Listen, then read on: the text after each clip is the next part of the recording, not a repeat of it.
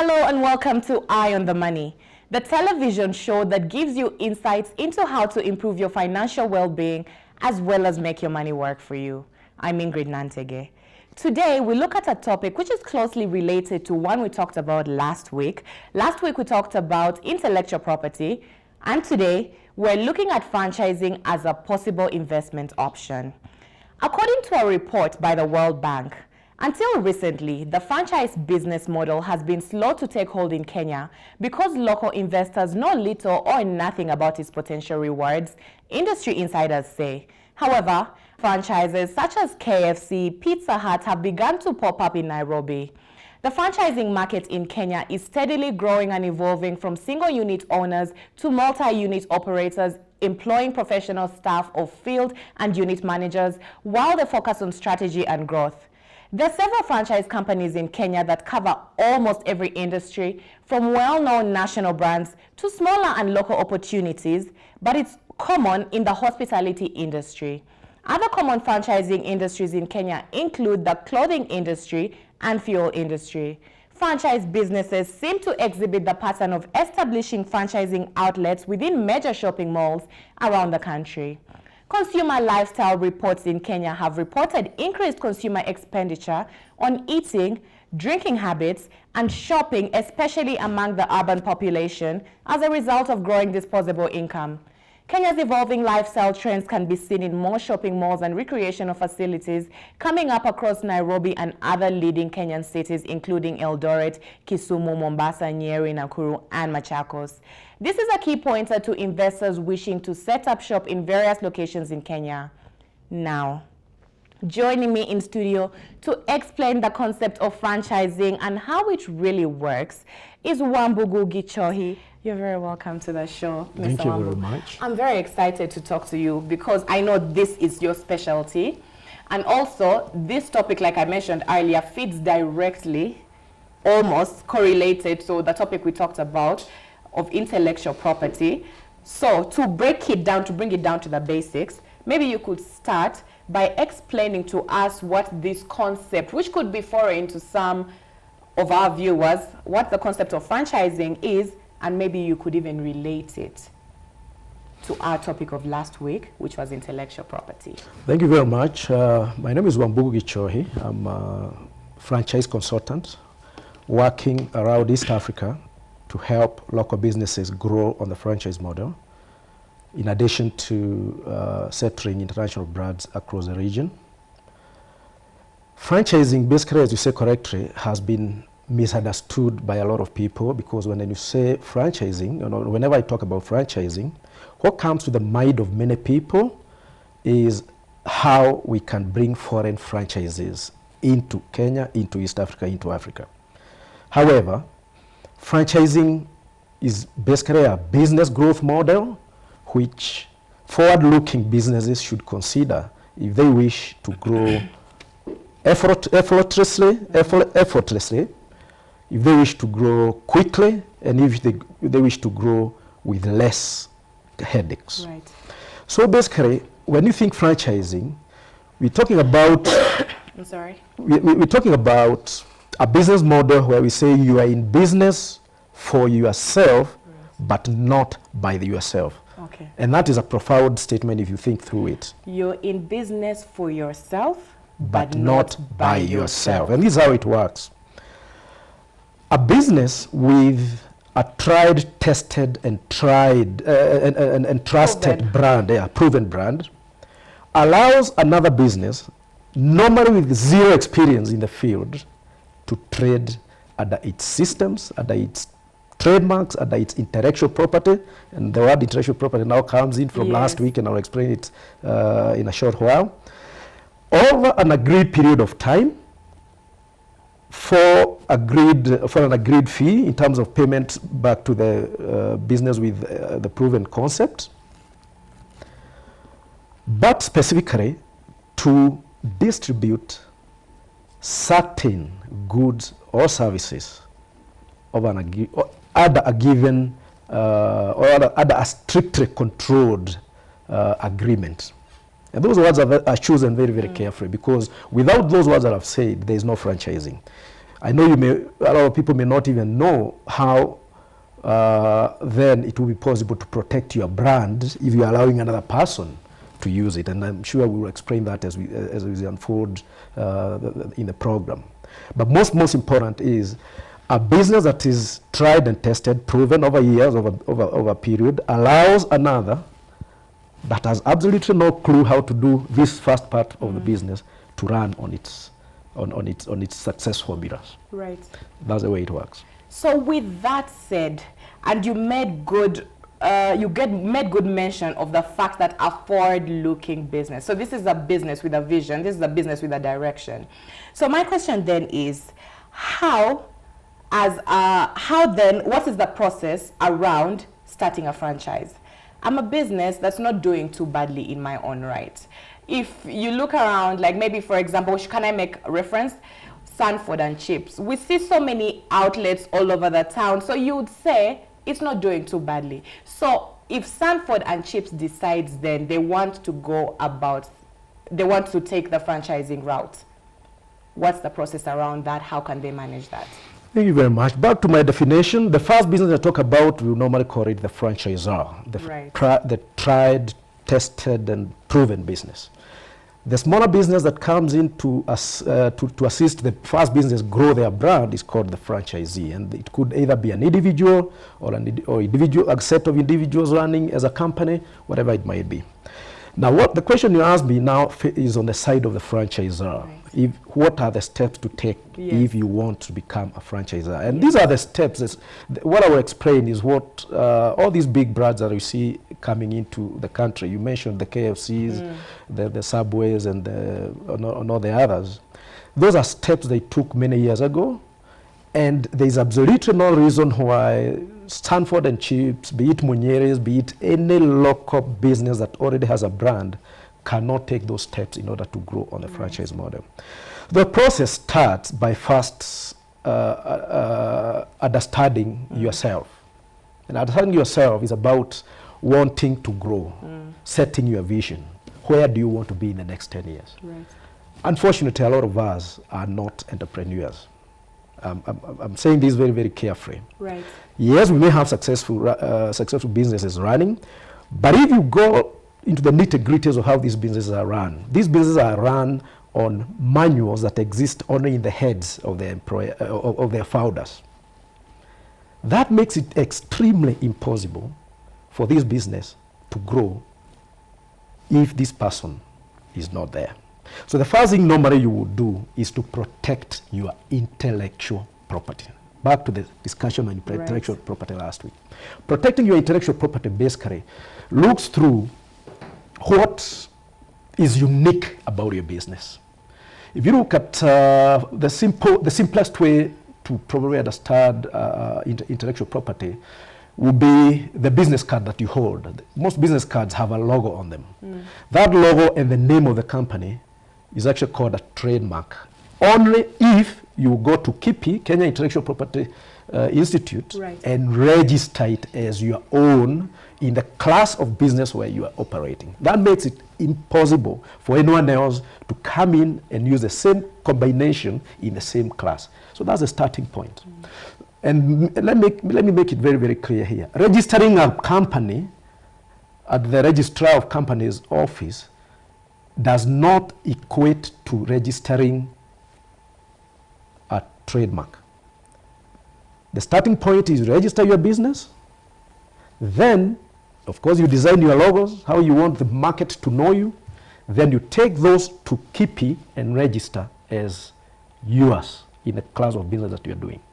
Now, over the years as you grow your business, that is the trademark that you'll be building. And remember, back to my definition of franchising, I said a business with a successful brand. Yes. One of the main components in a brand is the trademark.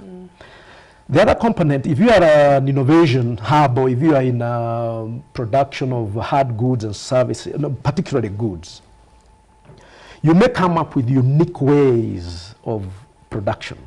Therefore, you may need to protect that process. That's where patents come in. And I'm sure last week that was discussed in detail. If you are a writer like I am, I do write weekly articles on the subject of franchising. And international best practice or international law says the writer of any piece of writing or the author holds inherent copyrights on the articles. Right. So there is no one who can come in now and produce them word for word without your. So that's the area of intellectual property. I'm sure it was discussed in detail. Yes. I cannot go into further detail. So the starting point is protecting your intellectual property.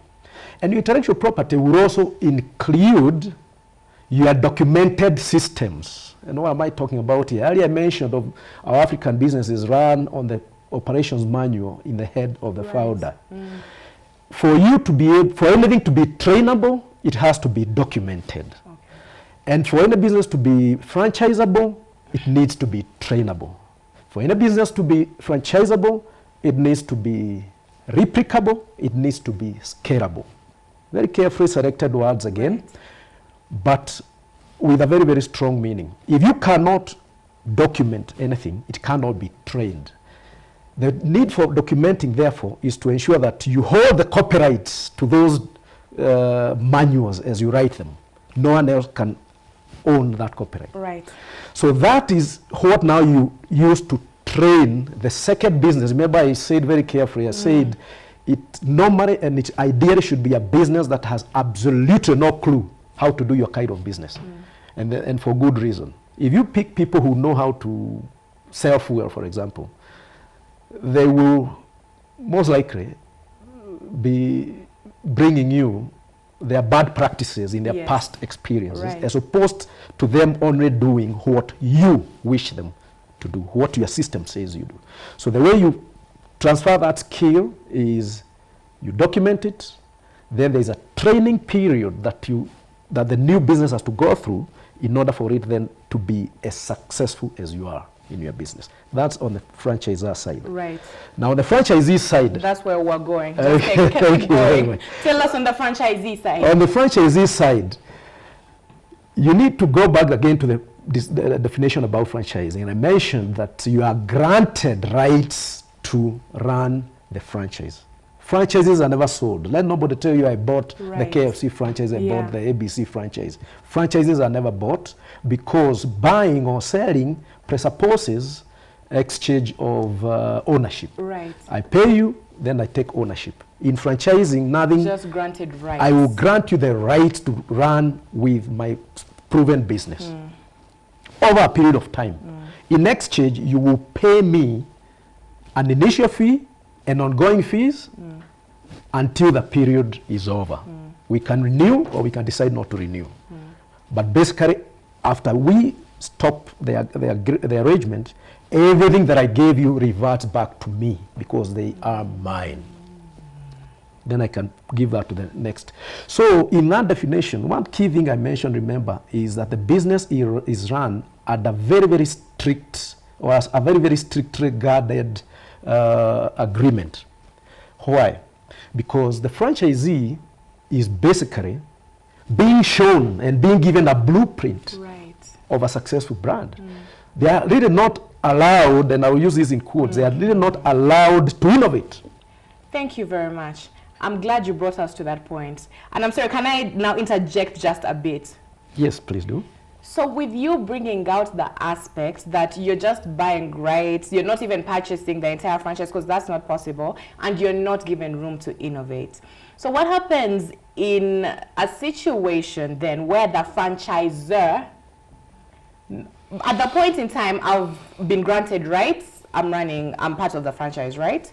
So we had, by the time I came in, things were a certain way. Then the franchisor decides to make sudden decisions or even decides to close shop.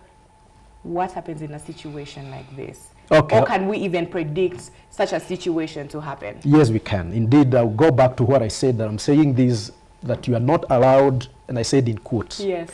The reason I said in quotes is because there is a process that you actually are allowed to use to innovate. Okay. But on the face of it, you as an individual franchisee should follow the laid down procedure of operating your business laid down by the franchisor. And remember one thing, the franchisor would have already existed for at least 2 years will have shown at least 2 years of profitability. They have cleared the ground for you. They know better how to run this business. They are giving you a blueprint. So they have tried, most likely they have tried the things that you want to innovate. So in order then to allow you that right to innovate, there's something we call the Franchisee Advisory Council. This is a representative body of all the franchisees within the franchise network. So a franchisee in Kisumu, a franchisee in Mombasa, a franchisee in wherever, they elect their representatives into the Franchisee Council. The franchisor also sits at the Franchisee Council. Now, if you have your own innovation in Mombasa, you are not allowed to implement it at your branch, or rather at your outlet. What you need to do is send it over to the Franchisee Council, and everyone else who has theirs. The Franchisee Council meets as often as once a month. Then those innovations are actually discussed, and the ones that are thought by the council, remember the franchisor himself sits in the council, and the franchisees, the innovations that are seen to be beneficial to the franchise network are then taken to what we call a prototype unit. A prototype unit is a pilot unit, or also sometimes called the training unit, where, remember I talked about documentation of systems? Yes. As you develop your systems, you actually develop them in a prototype unit, because if you have, say, 100 outlets, it will be cumbersome to try all these, to try your new systems in all the 100 outlets. So you first try them in a prototype unit. So that innovation that we have has been passed by the advisory council is then taken through the prototype unit. Systems are developed, standards are developed for it, then tested within the prototype unit, and then finally unleashed to the whole franchise network. First starting with the company-owned outlets before being given to all the franchisees. So yes, there's room for innovation, but it's a bit controlled. It's not as easy. Yes, it's not as easy as if you are running your own business. Outlet, business. Mr. Ambugu, you've been very categorical in saying when you're going to franchising, where you're buying into an already successful business that already has a blueprint. But as an entrepreneur, even before, forget a franchise, when you're going into any business, it's with the hope of making money, right?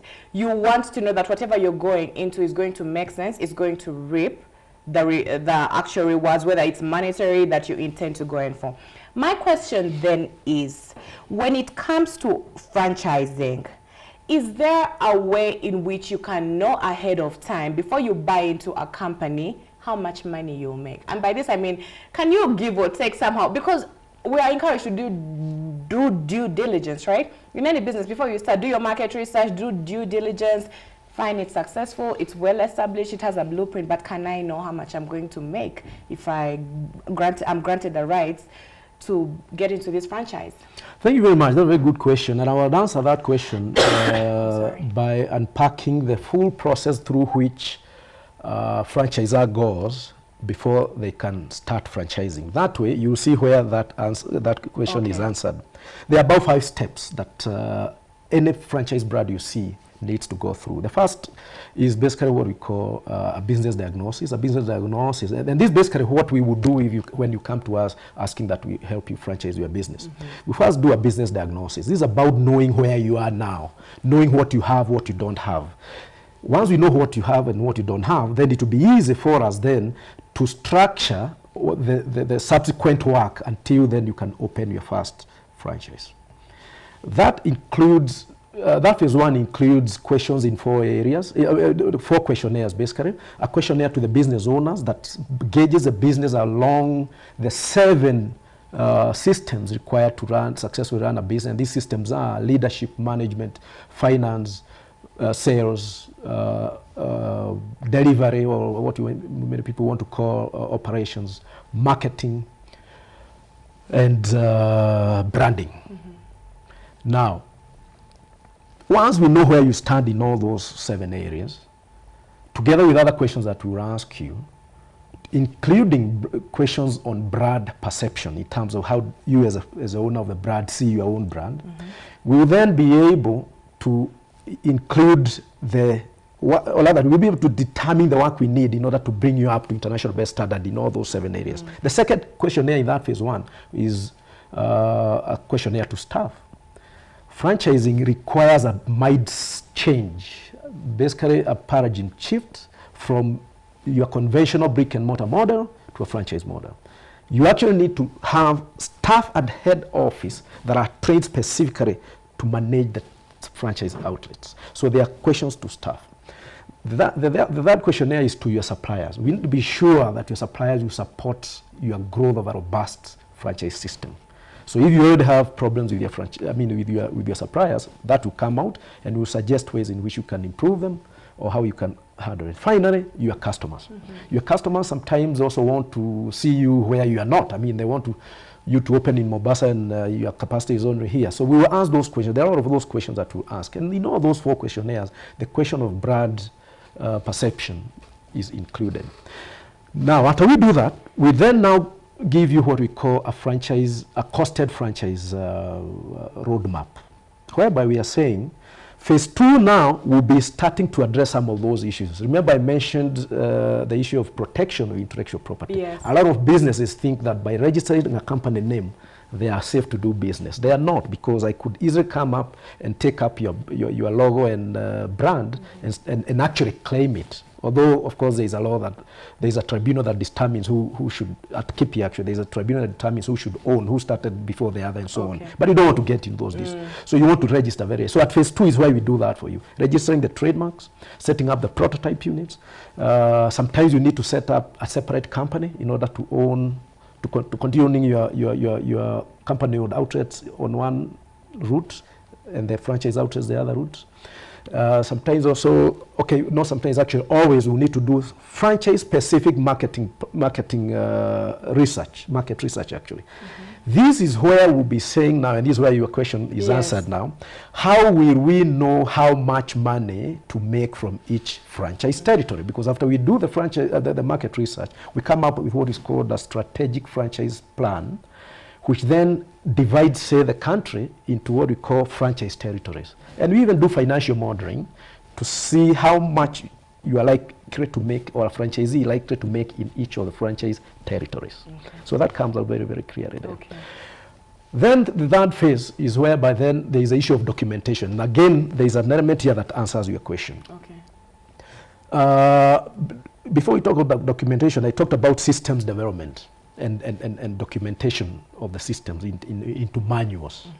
So we will need to now, remember I talked about the 7 systems in the business. We need now to start developing those systems into international standard. Once we develop to the international standard, we set standards for each system and we document. That gives you the operations manual, what we call the franchise operations and training manual, because that's what you use now to start training your employees. That is document number 1. The second document that we'll do after at this phase, actually the beginning point is before you even start talking to a prospective franchisee about a franchise, you need to sign an NDA. A lot of information will flow between the two of you. You don't want that information to be in the wrong hands. So an NDA is signed. The second document that is very, very critical that answers your question is what we call the disclosure document. The franchise disclosure document is a document that basically lays out the information pertinent to the franchise, the franchisor, that will influence the franchisees in making a decision to either buy or not buy the franchise. You can compare it easily with the prospectus of a company going to the stock exchange. It's actually a lengthy document, 23 items actually. But one of the items in that document will be your history as a franchisor. When did you start? How profitable have you been? Audited accounts for the last 2 or 3 years. All those are required. Now, using that, you can later get a relative good picture of what you are likely to make in the franchise. And also given, remember I talked about the franchise territories? Yes. The information from the franchise territories? Yes. That can give you a relatively good picture. However, and this is very, very key, you really must understand that franchising is a business like any other. Okay. You are running your own business as you would without the franchisor. The only thing that now the franchisor makes it easier for you to succeed, and therefore your effort will be equal to your success. Perfect. Now, Mr. Wambugu, my next question is almost related, but I have to ask for clarity. When you talk about, so there's so many, from my research, franchises fall in so many industries, so many sectors. It could be in retail, it could be in the food and beverage sector, it could be in real estate. So my question is, as someone who's trying to get rights into a franchise, what should I consider as an aspiring entrepreneur or an already entrepreneur? It's the same way if you're trying to start up a business. There are certain things that they tell you should consider. Don't just go and blindly close just because you have money and say, let me go and start a salon without knowing anything that you're talking about. So my question then is, even with the way it's spread out, like there's so much opportunities in the franchising world, what should I think about? What are the considerations I should make before zeroing in of this? These are the rights I want. This is the franchise I actually want to be a part of. Thank you. To answer that question, I'll more or less finish the documentation needed in franchising. Okay. And I said the second was a disclosure document. The third we already talked about, which is the franchise operations manual. The fourth and most important, and unfortunately this is a document which people thinking they're going into franchising they run to a lawyer, they ask him, please make for me a franchise agreement that I can use to roll out my franchise. Mistake number one, because a franchise agreement is made to protect a franchise system that you have built, that you have basically thought through and you have built. So you cannot copy and paste, or a lawyer only knows the legal part of a business, they don't know the business part of your business. So you need to think through the whole thing. Now, you've asked what considerations then you need to make. Like any other business, you must remember that you are putting in your money and effort into this business. But more importantly, you are going into a business that is very controlled. Running that business is very controlled. The first consideration then you must ask yourself is, am I the kind of person that takes instructions from others and can religiously follow a manual that I've been given to run for success? If your answer there is yes, then you can move to the second consideration. If your answer is no, stop there. And we know there are people who cannot take instructions. And in fact, in the course of franchisee selection, one of the things that franchisors will do is that they will take you through an aptitude test so as to tell whether you're the kind of person who can take instructions or not. If it comes out that you cannot take instructions, sorry, you will be the kind of, you are not our kind of franchisee. Then, of course, the second consideration is, what am I happy doing? What am I happy doing in terms of as a passion? Remember, any business will succeed if you are more passionate in it or not. So right. If your passion is in the real estate, look for a franchise in the real estate. The third consideration will be capital. Now, some franchises, particularly the foreign franchises, are very, very expensive to get and start running. So you need to find out from yourself whether you have enough money. In the West and in South Africa, where the franchise business has grown tremendously, you probably only require 50% of what is required, because banks in those countries, particularly if you walk into any bank in South Africa today, you will find a franchise officer's desk specifically set there to help businesses growing on the franchise model. Normally, the risk profile of a franchisee is actually much lower than a greenfield startup. Right. Why? Because he's riding on a successful brand. Banks out there know that. Banks here, of course, because of the low uptake of franchising, we are not there yet. So what normally would be the consideration here would be, a lot of those franchisors will want you to have at least 50% of the required joining fee right. in unencumbered, meaning untied, Yes. In cash form, Wow. money. So if you're looking for Like ready. yeah, ready. If you're looking for 5 million, if the joining fee is 5 million, you need 2.5 million upfront. Then you can now go to your bank and get the rest of the 2.5 million. In this part of the world, unless you are dealing with banks from South Africa, mainly Stanbic, that knows about franchising, Right. it's unlikely that other banks will support you in that direction. However, they will support you, but they will support you. They will not give you the normal working capital like any other startup. But franchising financing is completely different from your normal capital financing. Mr. Amogo, it's been such an enlightening conversation. I don't know why I didn't call you onto the show earlier. There are obviously so many opportunities around just earning rights into, when it comes to starting up a business, there are just so many challenges. And we know them, we hear them on a regular basis. But knowing that there's an opportunity out there to just have your way and get rights into a successful business that already has a blueprint, all you have to do is just run it, surely that's an available avenue for investing. So thank you very much for joining us on the show today and for this very, very valuable information that you provided. Unfortunately, we've come to the tail end of the show, but before I leave, I'm going to leave you with a financial tip as usual. Investing in a franchise is a smart way to start a business. Starting a company on your own without any assistance is extremely difficult. Not only do you need market knowledge, but you need to understand how to actually operate and finance your company. Running your books, hiring and managing employers, and finding customers isn't easy to do. When you're granted franchise rights, the franchisor gives you the blueprint for your success. The company has successfully built their own business and likely those of other franchisees. They have incentive for you to succeed. The better your franchise performs, the more money you make, the more likely the franchise is to expand into new markets. From your perspective, you're getting to operate a successful name of a brand company with the manual on how to do things right. You don't have to worry about building up a name for yourself or which store layout to go with. It's been decided for you. That's why we wrap it up today on Eye on the Money, but keep the conversation going on our social media pages at Metropole TV KE, on Facebook, Instagram, and Twitter. But don't go anywhere because we have a lot more exciting programming coming your way right here on Metropole TV. Thank you so much for coming on to the show. Thank you so much. It was amazing. Thank you.